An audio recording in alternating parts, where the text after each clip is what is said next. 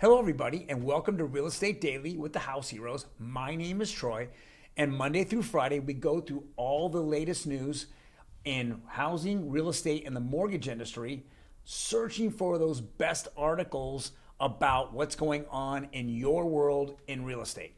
Unfortunately, today it's been a very light day, and there's not a lot to report. I think everyone's kind of getting done here as maybe we're rolling into the summer months. So here are the few articles that I could find that had some kind of relevance. First is from realtor.com. It says housing market update, shrinking pool of buyers snatch up homes at record pace.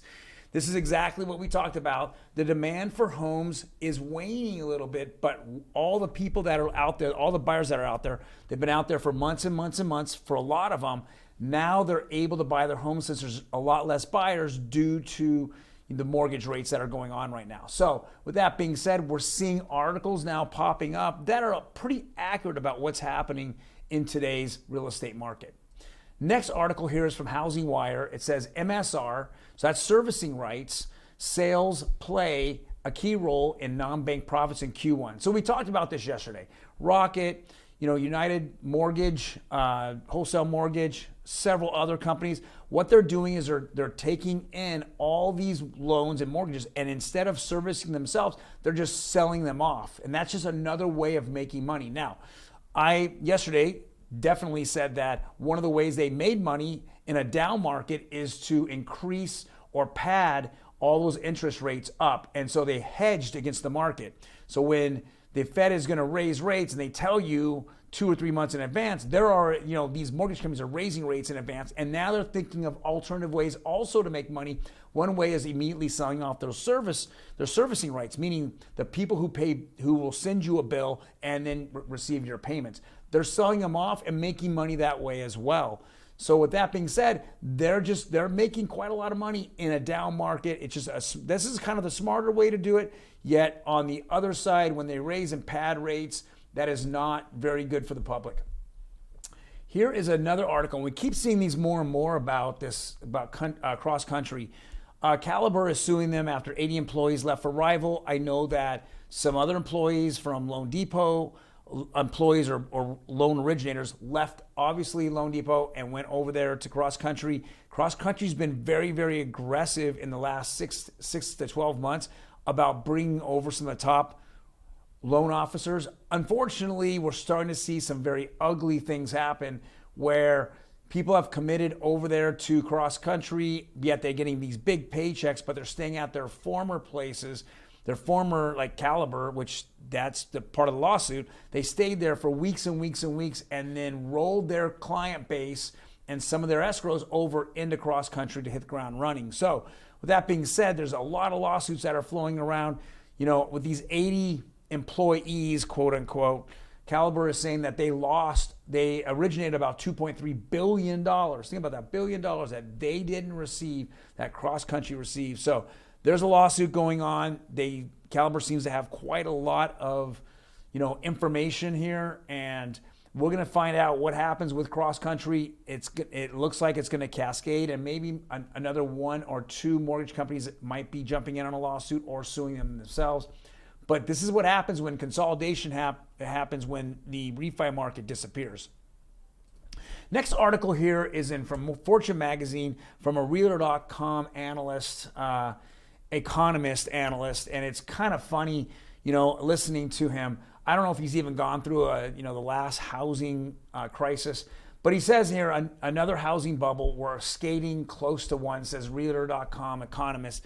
And if you actually listen to what he's talking about, he doesn't really even know what he's talking about. If we go back in 2007, 2008, and then ultimately in 2009 when we had the bubble, it was all because of financing.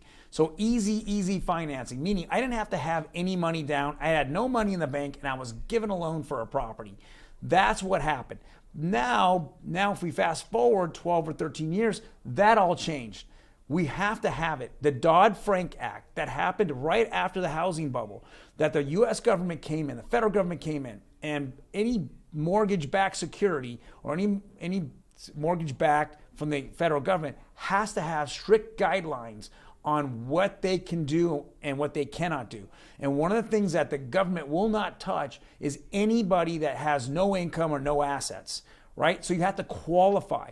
And that's what DTI is, debt to income ratio. What your income is to what your debt is can't exceed on most of the loan programs over 50%. A lot of them are less. That means that 50% of your income you can use for gas or groceries.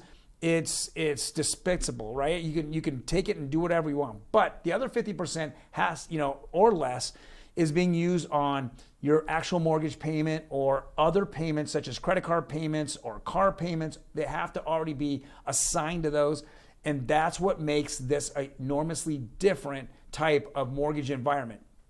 What he doesn't understand is that the population has grown and the amount of 33-year-olds, the average age that people are buying homes, has accelerated and exploded in these 2 or 3 years right now. So we're having more people out there that wanting homes, but we haven't built enough for them, which is causing the housing crisis. It's more of a housing crisis of what's available to the amount of buyers that are on the market. It's not that we're giving, my dog, a loan because his name is Sparky. That has nothing to do with it. That happened 12 years ago. Please understand this. Okay, Fannie Mae and Freddie Mac, they have plenty of buyers sitting on the sidelines, and these big hedge funds will buy up these homes in 2 seconds and rent them out right back to the same people for pretty close to what they were paying their mortgage payments for. So with that being said, this is becoming a big issue out there in social media about a housing bubble. There's no comparison. If you look at the macro, if you live both of these times when there was high interest rates and there were issues with the housing market, they are not comparable. It doesn't make sense. But you know what sells? Negativity sells. You go on CNBC, see Diana Olick, she'll tell you, there's a housing bubble. You see at realtor.com, they'll tell you it's a housing bubble because it sells, but it's not the truth. We're continually seeing how values in homes go up. Now, as I've talked about before, as we roll in deeper and deeper into 2022, we should see the values slow down. We should see increases, but they should slow down a little bit, ultimately. But right now, and I'm going to transition into our next slide here, it's what is interest rates? And as I've said, and I'm repeating myself over and over here, that it's already baked in. All these 50 points that the Federal Reserve raised last week was already in the interest rates that have been going out now for the last month or two. So the mortgage companies actually raised rates, way advanced and hedged against what the Federal Reserve is doing. So instead of us seeing a 50% basis point raise and then mortgage rates going way up, actually mortgage rates are in a small defined area bouncing back and forth, and now it's floating down a little bit. So rates are actually going down. So let's go take a look at this. 30-year conforming rate, it was conventional. It was 5.65 probably about a week and a half ago. Now it's down to 5.44. 15-year went down significantly. It went down over 12 basis points. 30-year jumbo, where'd it go? Now it's under 5 again. It was pushing 5.25. Now it's down under 5. And then 30-year FHA, now it went down 5 basis points over closing yesterday. Now we're at 5.31. We're going to see a little range here for a while. The next 50 basis points that the Fed's going to raise, which is predictable, which is going to be in the next 2 or 3 weeks, we're not going to see interest rates go up that much because it's already baked into the rates themselves right now. So with that being said, and to throw in adjustable/ARMs that are coming in on the higher end of the range that are in the low 3s and high 4s, guys, we're going to see a kind of stabilization a little bit. But don't listen to the noise. The noise is all about negativity. That's what happens when they feel that inflation is so bad that the only way to change your mind from spending money is to bring out FUD. FUD in the stock market, FUD in the crypto markets, FUD in everyday life, FUD in the real estate industry. That's what they do. It's hearts and minds, and that's what they're going after. Don't be fooled. Don't make them make you a renter for years and years and years, and then realize one day when you wake up that you've just wasted all that money, that you've made your landlord rich because home values are going up 15, 20% a year, and you didn't take advantage of that for the last 2 or 3 years. And this year, we're probably going about anywhere from 8 to 10%. Get in that market. Get a plan, put it together, figure it out, because rents are going to go up and up and up. But guess what with mortgage payments? Mortgage payments, if you bought a house in the last 2 or 3 or 4 months, you have an opportunity somewhere down the road. I think it's within 12 months that you can refi and lower your payment. Let me ask you, how many people out there live in the same place and they're lowering your rent?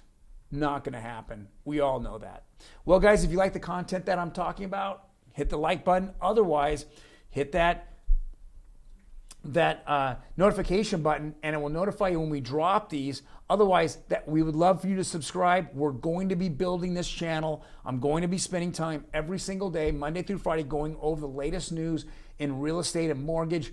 Please, please, please have a fantastic weekend, and I will be on Monday.